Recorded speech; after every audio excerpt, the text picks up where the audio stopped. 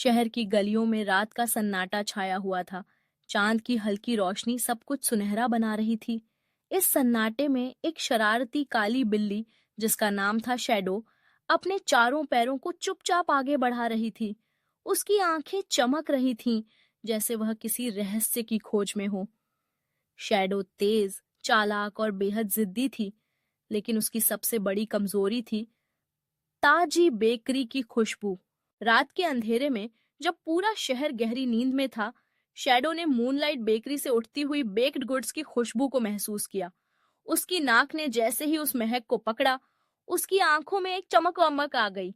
यह एक सुनहरा मौका था और वह इसे किसी भी कीमत पर चूकने वाली नहीं थी। शैडो ने बेकरी के चारों ओर चक्कर लगाया।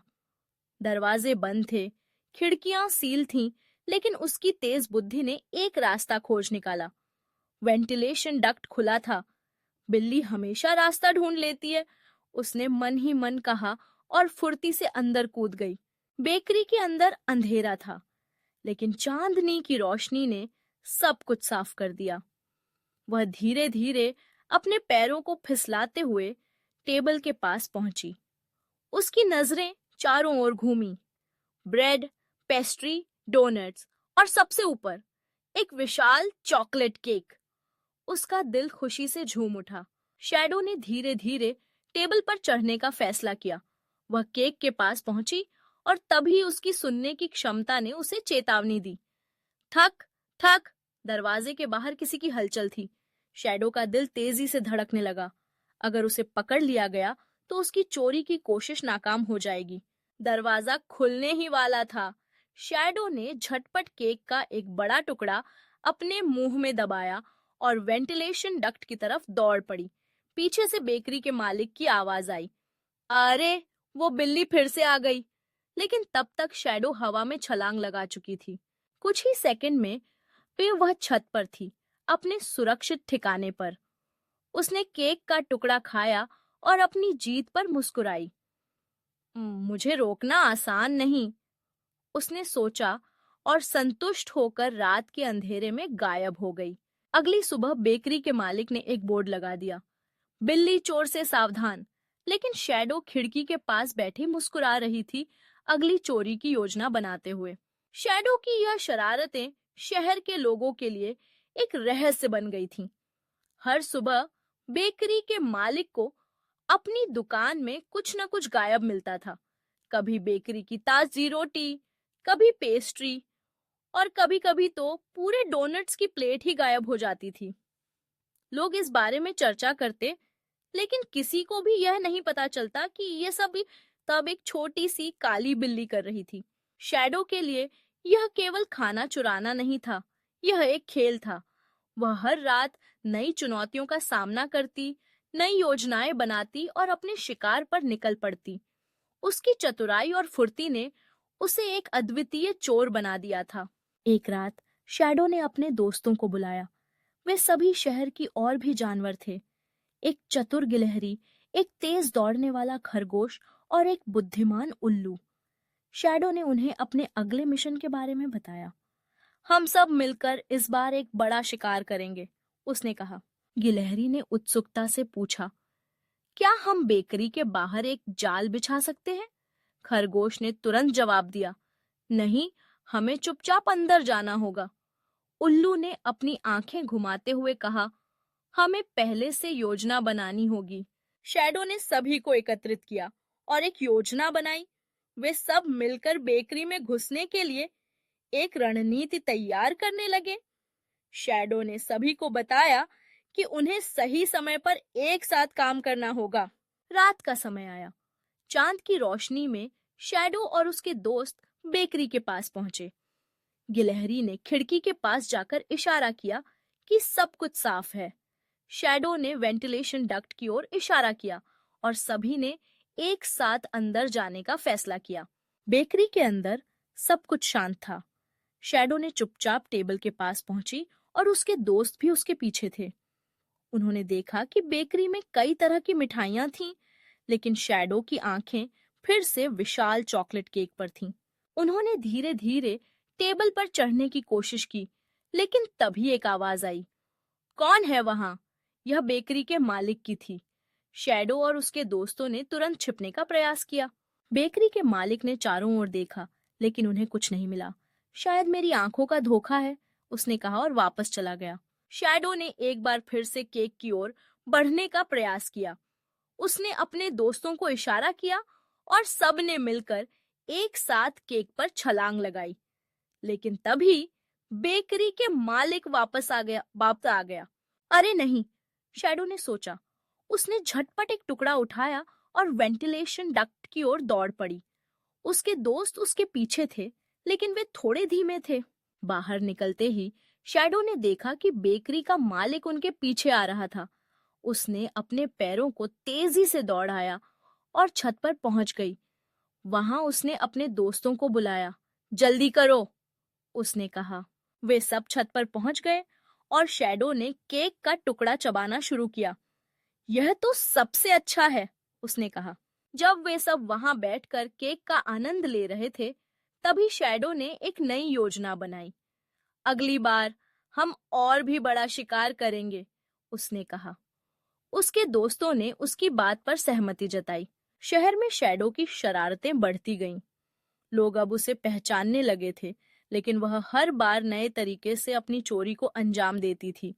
बेकरी के मालिक ने कई बार उसे पकड़ने की कोशिश की, लेकिन वह हमेशा चतुराई से बच निकलती थी। शैडो ने अपने दोस्तों के साथ मिलकर कई बार बेकरी से मिठाइयां चुराईं। हर बार वह नई योजनाएं बनाती, नई रणनीतियां तैयार करती। उसकी चतुराई और साहस ने उसे शहर का सबसे प्रसिद्ध चोर बना दिया। एक रात शैडो ने एक और बड़ी योजना बनाई। उसने अपने दोस्तों को बुलाया और कहा, हम इस बार बेकरी की सारी मिठाइयां चुराएंगे। उसके दोस्तों ने उत्साह से सहमति जताई।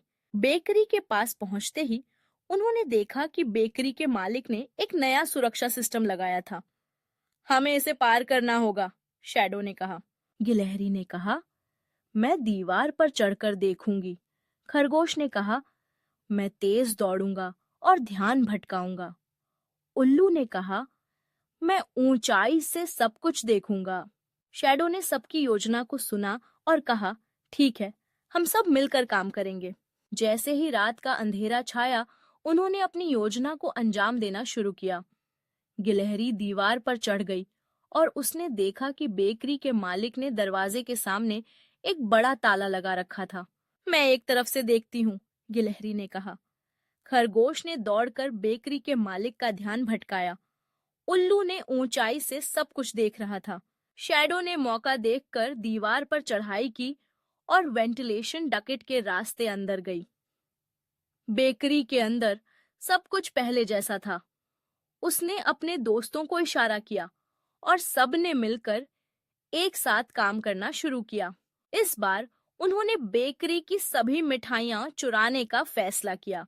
शैडो ने एक बार फिर से विशाल चॉकलेट केक को देखा और उसकी आंखों में चमक आ गई। अब नक गई। उसने अपने दोस्तों को इशारा किया और सबने मिलकर केक को खींचा। लेकिन तभी बेकरी के मालिक फिर से आ गया। अरे नहीं, शैडो ने सोचा। उसने झटपट केक का एक बड़ा टुकड़ा अपने मुंह में दबाया और वेंटिलेशन डक्ट की ओर दौड़ पड़ी। बाहर निकलते ही शैडो ने देखा कि उसके दोस्त उसके पीछे नहीं थे। क्या हुआ? उसने सोचा। उसने जल्दी से वापस जाकर देखा। उसने देखा कि खरगोश और गिलहरी फिर से बेकरी के मालिक से छिपने की कोशिश कर रहे थे। जल्दी करो, शैडो ने कहा। वे सब मिलकर बाहर निकले और छत पर पहुंचे। वहां उन्होंने एक साथ बैठकर केक का आनंद लिया।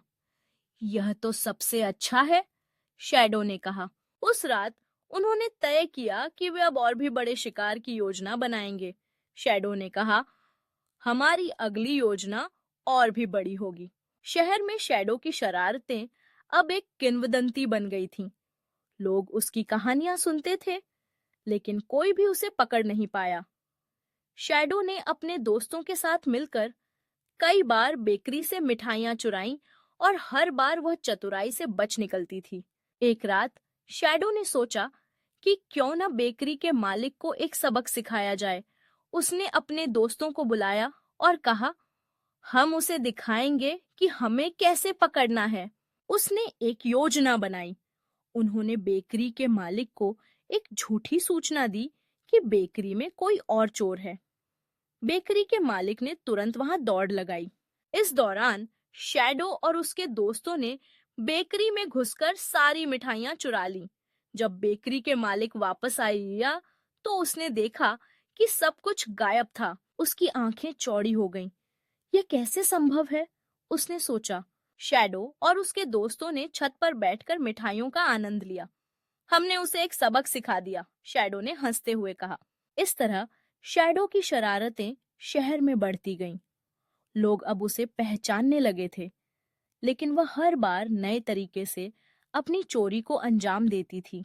शैडो की यह कहानी केवल एक बिल्ली की नहीं थी, बल्कि एक साहसी और चतुर जानवर की थी, जिसने अपनी बुद्धि और दोस्ती से हर चुनौती का सामना किया। उसकी शरारतें अब शहर के लोगों के लिए एक मनोरंजन बन गई थीं और हर कोई उसकी अगली चोरी का इंतजार करता था। शैडो ने साबित कर दिया कि कभी-कभी थोड़ी शरारत और चालाकी जीवन को मजेदार बना सकती है। उसकी कहानी ने सभी को यह सिखाया कि साहस और दोस्ती से हर मुश्किल का सामना किया जा सकता है। और इस तरह शैडो, वह काली बिल्ली, शहर की सबसे प्रसिद्ध चोर बनी रही, जो हमेशा नई चुनौतियों का सामना करने के लिए तैयार रहती थी। उसकी शरारतें कभी खत्म नहीं हुईं और शहर में उसकी कहानियां हमेशा जीवित रहीं।